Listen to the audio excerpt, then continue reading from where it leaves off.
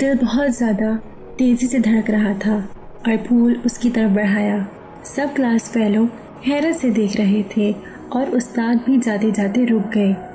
ایک class fellow نے میری حالت پر ترس کھایا اور ماحول بدلنے کے لیے بولا، ان کے رشتے ازدواج میں بندھنے کی کوشش میں بلند تر صلوات۔ استاد بھی مڑے اور آغا سینا کو مخاطب کیا، آغا سینا مبارک ہو، اب یہ پھول لے بھی لو۔ سینا نے میرے ہاتھ سے پھول لے لیا۔ اب طبیعت واقعی خراب ہو رہی تھی۔ لگ رہا تھا کہ میرا سب کے سامنے اس طرح اسے کہنا اس کی شرمندگی کا باعث بنا تھا۔ ہزار طرح کی سوچیں ذہن میں آ رہی تھیں۔ لگ رہا تھا کہ ٹانگیں کمزور پڑ رہی ہیں۔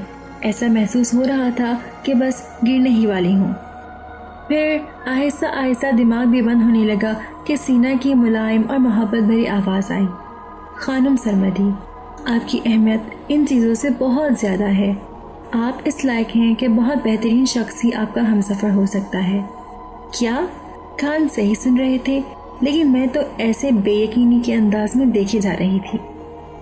اس کے اس جملے سے میں عاشق تر ہو گئی اور ساتھ ہی ایک عجیب سا ڈر میرے وجود میں پھیل گیا۔ شاید اس لیے کہہ رہا ہے کہ ادب و احترام کے ساتھ مجھے منع کر دے۔ آخر کو اس کی شادی ہونے والی ہے، کہیں ایسا نہ ہو۔ لیکن زبان پر تالا پڑ گیا تھا۔ وہ دن ٹینشن میں ہی گزرا۔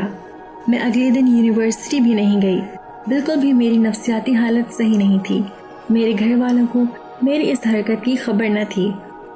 خود کو کوستے کوستے تھک گئی تھی۔ بے عقل لڑکی، رشتہ مانگنا کافی نہ تھا جو اپنا فون نمبر بھی دے آئی ہو۔ ویسے مجھے سب کے سامنے اس سے یہ بات کرنے کی کیا ضرورت تھی؟ اکیلے میں بھی تو کہہ سکتی تھی۔ یہ فضول منصوبہ میرے ذہن میں آیا کہاں سے؟ اتنی جرأت کہاں سے آئی؟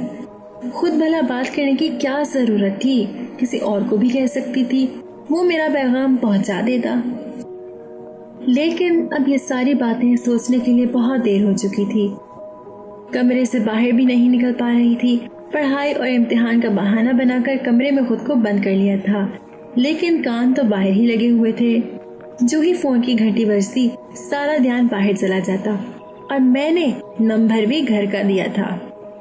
گھر کا نمبر دینے کی کیا ضرورت تھی؟ جب بھی فون کی گھنٹی بجتی تھی طبیعت خراب ہو جاتی تھی۔ تقریباً مغرب کا وقت تھا کہ فون کی گھنٹی بجی۔ میں دوبارہ کمرے کی دروازے کے ساتھ چپک کر باہر کی آواز سننے لگی۔ مجھے یقین نہ آ رہا تھا کہ سینا کی امی نے فون کیا۔